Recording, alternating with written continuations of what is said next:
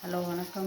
இன்றைக்கி என்னம்மா பண்ண போகிறோம்? இன்றைக்கி பிரியாணி பண்ணுறோம். ஓகே. நார்மலாக வெங்காயம் தக்காளிலாம் போட்டு பண்ணுறது இல்லாமல் இன்றைக்கி வெறும் வெங்காயம், பச்சை மிளகா, புதினா, ஓகே. கொத்தமல்லி இதை அரைச்சி ஒரு க்ரீன் கலரில் பண்ணலாம், டிஃப்ரெண்ட்டாக பண்ணலாம். ஓகே. இப்போ ஃபஸ்ட்டு வந்து வெங்காயம் நல்லா கருகலாக பொன்னிறமாக இது எண்ணெயில் நல்லா வறுக்கணும். வறுத்துட்டு அப்புறம் ஆல்ரெடி வந்து இந்த மாதிரி சிக்கனில் வந்து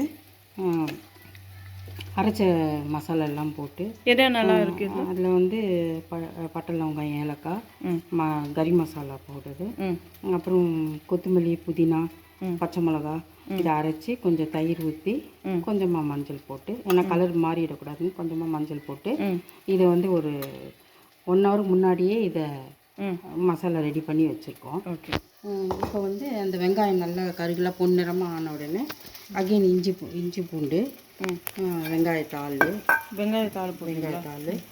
திரும்ப கொஞ்சம் புதினா, கறி மசாலா பவுடர் இதெல்லாம் போட்டு ரைஸ் போடும்போது நம்ம இது போட்டுக்கலாம். ஓகே. என்ன குங்குமப்பூ. ஓகே. ஓகே. கறி மசாலா வந்து என்னென்னலாம் போட்டு? அதில் வந்து பட்டை லவங்கம் ஏலக்காய் அது தனியாகவும் அது பவுட்ரு போட்டு இது பண்ணி வச்சுட்டோம். இப்போ வந்து எல்லாம் 2 முழுசா. சரி. ஏன்னா இது ஒரு ஸ்மெல்லாக இருக்கும், பவுட்ரு பண்ணது ஒரு ஸ்மெல்லு. முதல்ல வந்து வெங்காயம் நல்லா பொன்னிறமாக கருகெல்லாம் நல்லா இது ஆகணும், ஃப்ரை ஆகணும். ஃப்ரை ஆனோடனே இஞ்சி பூண்டு இந்த பட்டை லவங்கம் ஏலக்காயெல்லாம் போட்டுக்கலாம். ஓகே. ஏற்கனவே கறி மசாலா பவுடரு வறுத்து அந்த சிக்கனில் போட்டு பிளெண்ட் பண்ணி வச்சுருக்கோம். ஓகே. இப்போ வந்து நம்ம தாளிக்கும்போது இந்த ஜாதி பத்திரி, 3 ஏலக்காய், அந்த ஸ்டாருன்னு சொல்கிறது இந்த இதுக்கு, லவங்கம், பட்டை, இது கடல் பாசி, இந்த பிரிஞ்சி இலை இதை போட்டு நல்லா இப்போ பொன்னிறமாக ஆயிடுச்சு வெங்காயம். இப்போ இதை போட்டுட்டு ஓகே இஞ்சி பூண்டு விழுது போட்டுட்டு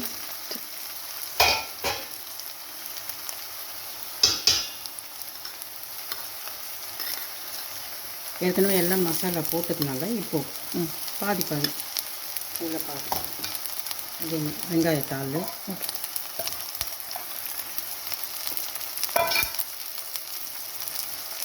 புதினா,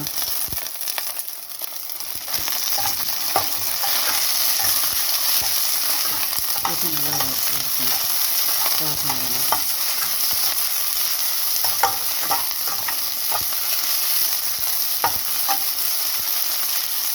மிளகா பொடி போடுவீங்களா? இல்லை, மிளகா பொடி போட மாட்டேன்.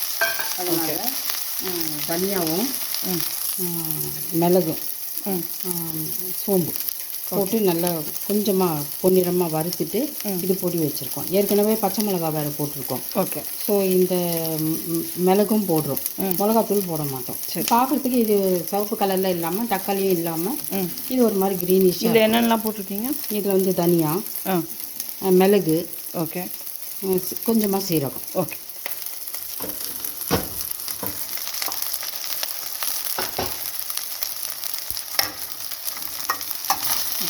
இதெல்லாம் ஃப்ரை ஆகிடுச்சு. இஞ்சி பூண்டு புதினா வெங்காயத்தாள்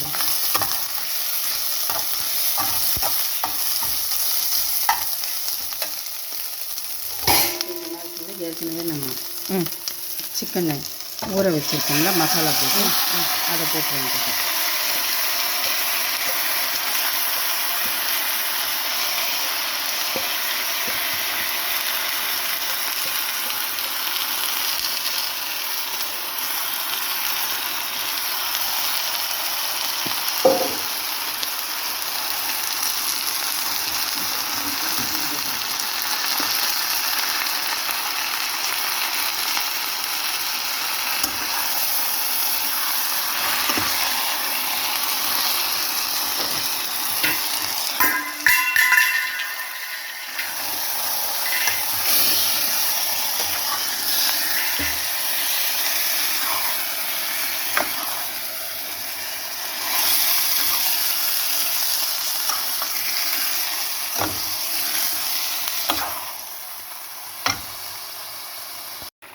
மசாலா நல்லா குக்காயி ம் நல்ல கிரேவி சுண்டி வந்துடுச்சு பாருங்க.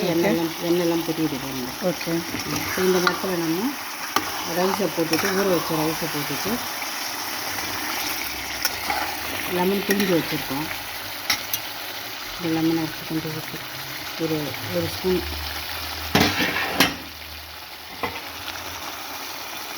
ஒரு ஸ்பூன் லெமன் போடணும். ஒரு ஸ்பூன் லெமன் போட்டு நல்லா கிளறிட்டு நல்லா சுண்டி வந்துடுச்சு. இப்போ அரிசி ஊற வச்சுருக்கோம். அரிசி புது அரிசினா ஒரு ஆழாக்குக்கு 1.25. இது நான் பழைய அரிசி நம்மளுது, அதனால் ஒரு ஆழாக்குக்கு 1.5 ஆழாக்கு தண்ணி போட்டு ஊற வச்சுருக்கேன். இதில் இப்போ குக்கரில் மாற்றிட்டு ஒரு கொதி வந்தோடனே மூடி போட்டுட்டு விசில் போட்டுட வேண்டியது. ஃபஸ்ட்டு ஒரு 5 நிமிஷம் தான்.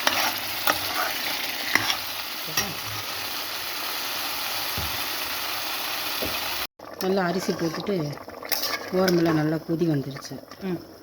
இப்போது இந்த நேரத்தில் வந்து இந்த குங்குமப்பூ வந்து ஹாட் வாட்டரில் போட்டு ஊற வச்சுருக்கேன். ஓகே. நல்லா கொஞ்சம் ஃப்ளேவர் நல்லாயிருக்கும். இதை போட்டுட்டு மூடிட்டு ஒரு விசில் வந்தால் போதும். ஒரு விசில் வந்து ஒரு 10 நிமிஷம் கழித்து ஓப்பன் பண்ணி பார்ப்போம். இதுக்கு தம்மெல்லாம் எதுவும் போட வேண்டாம்.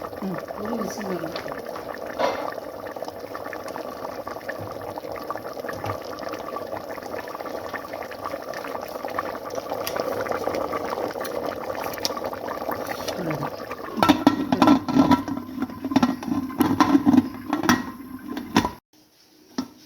பாருங்கள், இப்போது ஸ்டீம் போயிட்டு ஓப்பன் பண்ணுறோம்.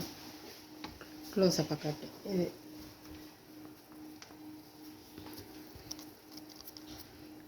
ஓகே, பாருங்கள் எப்படி உதிரியாக வந்துட்டு பாருங்கள்.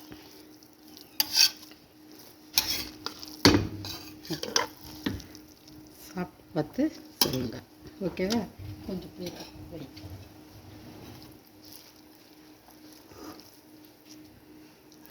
இல்லை, வாசனையே சூப்பராக இருக்குது.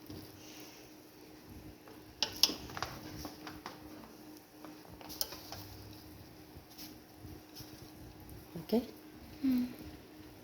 நெக்ஸ்ட் வீடியோவில் பார்க்கலாம்.